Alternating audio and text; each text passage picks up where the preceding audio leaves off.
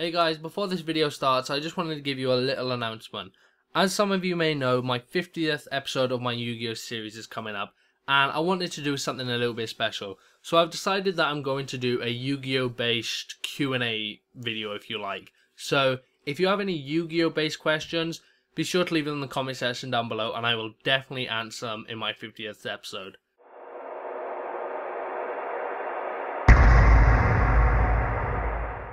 What is up guys, Ramhana1 here, and welcome to Yu-Gi-Oh number 47. In this episode we are once again on DevPRO, and we are once again covering some cards from the Judgment of Light set.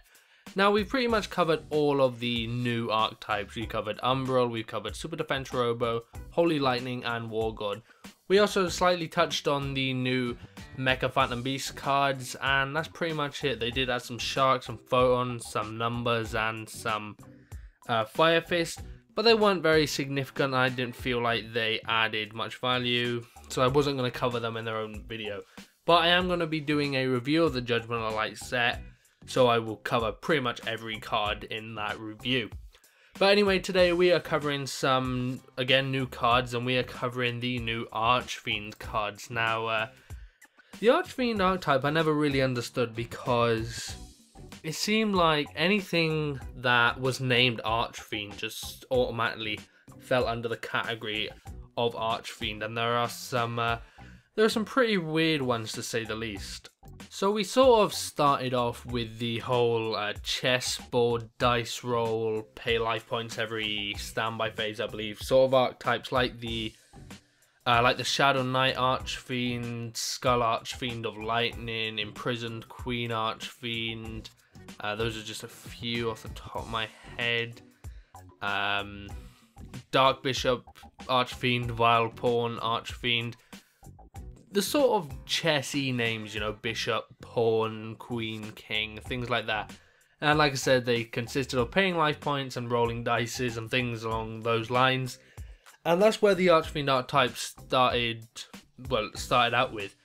And then they just evolved, and all these different and weird cards came a part of it, like Cyber Archfiend, Archfiend in Inceptor, Trance Archfiend, Lancer Archfiend, Infinity Archfiend is even considered an Archfiend. All these different cards just became part of the Archfiend archetype, and you can use these, like Infinity Archfiend is an Infinity monster, but you can use it with the Archfiend set. So if an effect requires you use an Archfiend, you can use Infinity Archfiend. It's a very, I'll say, open archetype, and I don't know how I feel about that, you know, because it is a weird one. And these new cards that I'm about to cover here, these 3 monsters and 1 spell, they work with Archfiend, but again, like, they are completely new cards, and they're like, these ones they've added here, I think are going to be part of a new Archfiend group that's going to be introduced in the next pack after Judgment of Light,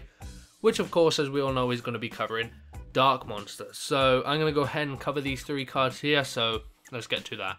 So first off, we have Trick Archfiend.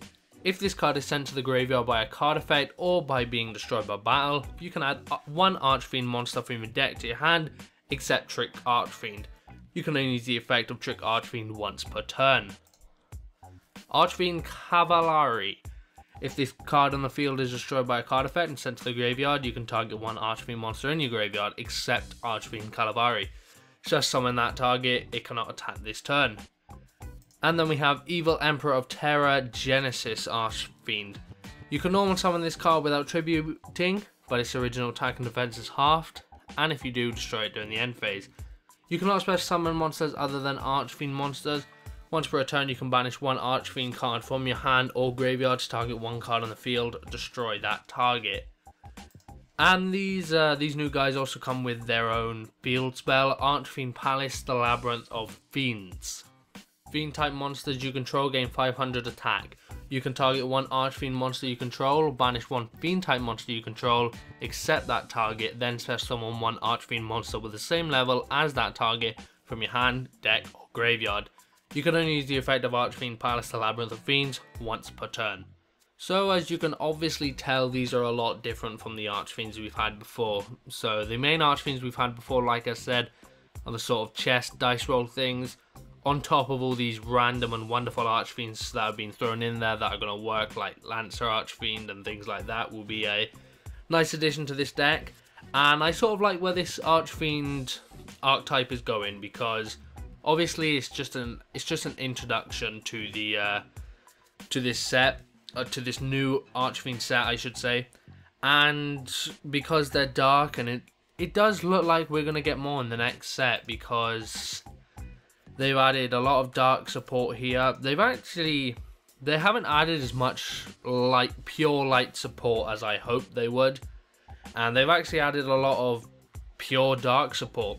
And like I said, by the looks of things, in the next set, the dark set, it looks like we're gonna get a lot more of these dark things, the Archfiends, the Umbrals, things along those lines. So I am really looking forward to the next set, the dark set, and I think that could possibly be the best set, besides from, I think it was Blaze of Fire, something like that, the one that just came out that had the Fire Fist. I think that was a very strong one.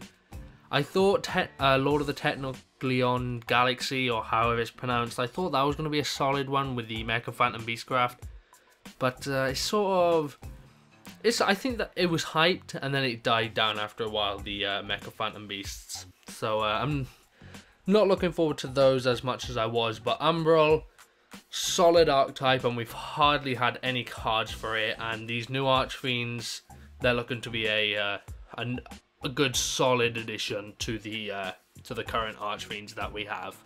But anyway guys, those are just my thoughts on these Archfiend cards. If you have any of your own, leave them in the comment section down below. Also, what do you think these cards work well with? I know some people are saying Dark Worlds and some people are on the completely opposite end of that. Let me know what your thoughts are. Also, if you enjoyed the video, remember to give it a like rating and subscribe for more videos.